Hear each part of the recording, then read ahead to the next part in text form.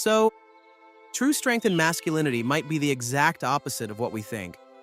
While our culture celebrates loud, dominant personalities, history's most influential father figure never spoke a single recorded word. That's such a fascinating paradox about St. Joseph. The bronze sculpture at the Orlando Basilica captures this perfectly, all that power contained in silence. You know what really strikes me about Joseph's story?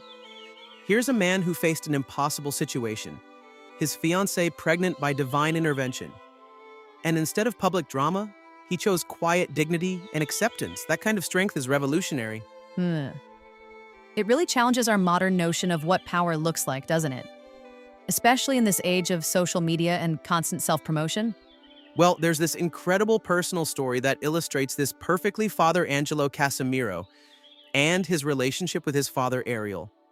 They had a strained relationship early on, but something profound happened during his mother's battle with cancer in 2009. Tell me more about how that transformation occurred. So, as his mother was dying from breast cancer, Father Angelo began to see his father differently, recognizing these Joseph-like qualities that had been there all along. The protection, the provision, the steady presence. It's like looking at a familiar landscape from a new angle and suddenly seeing all these details you missed before. That's making me think about how we often don't recognize certain qualities in our parents until we've gained some perspective ourselves. Exactly. And you know what's fascinating? This connects directly to what theologians call self-mastery. This idea that true strength begins with governing yourself rather than trying to control others. Joseph exemplified this through his actions, not his words.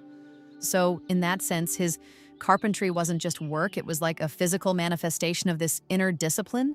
Exactly. Think about it every day. He's there in his workshop, carefully shaping wood into something useful and beautiful. It's this perfect metaphor for how he helped shape Jesus' character through steady daily presence. That's bringing to mind something really interesting about how we view work today. Well, here's what's wild in ancient Jewish culture. A father teaching his son a trade wasn't just about survival. It was the sacred act of passing down wisdom, discipline, and a way of being in the world. Joseph was literally showing Jesus how to participate in divine creation through daily work. That's such a powerful reframe for people who might feel their work isn't important enough. And you know what's really relevant about this for today? In our culture of toxic masculinity and absent fathers, Joseph offers this completely different model. It's about protection without possession, strength without domination, love without weakness. I'm wondering how this model might actually address some of the crisis we're seeing in modern masculinity.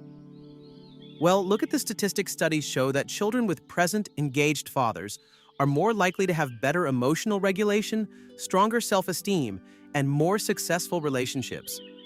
Joseph's model of fatherhood isn't just spiritually significant, it's psychologically proven.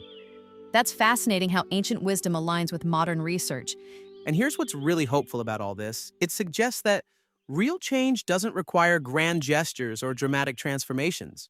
It's about showing up day after day, choosing to be present, choosing to serve, choosing to love quietly and consistently. You know what's most striking to me? How countercultural this message really is. Right?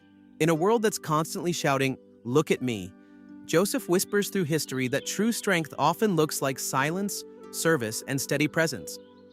Maybe that's exactly the revolution we need right now.